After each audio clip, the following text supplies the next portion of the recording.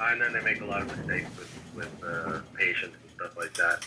Um, so yeah, the system is rigged towards a certain personality type who wants to just get in there and make money, and so they don't want to do mental health because they don't get paid a lot. My boss, at University of Wisconsin-Madison, she was a transplant surgeon, and her official salary was $45,000 a year. And I said, well, how much do you really make? And she's like, well, I really make $135,000 a year, and that's low for a transplant surgeon. And I'm like, how do you make up the difference? And they said there's like all these billing tricks and stuff that they can do to up their salary from the base salary at $45,000. And she goes, but it's worth it for me to be here at a teaching hospital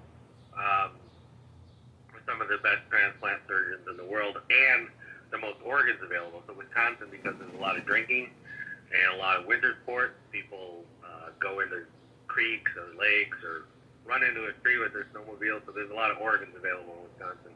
So she's like, I can't trade the short-term benefits of a high salary somewhere else for what I'm going to get out of here. She goes, after I get out of here, I'm easily going to make $500,000 a year.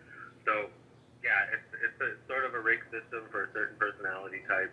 And, the HMOs at the time were pushing things to have shorter and shorter surgeries, less and less time in the exam room, all that kind of stuff.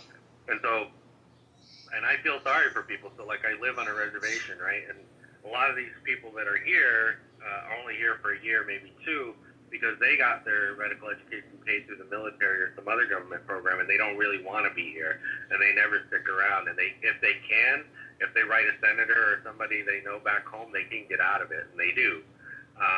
So again, there are programs to cut the cost of medical education, but that doesn't matter. These students want to leave a rural area where they're not going to make much money, and they could help a lot of poor people, but they don't want to do that to get to some big city where they can make the big dollars, even if their education was paid for by the military or some other program. And the last thing I'd say is that they don't.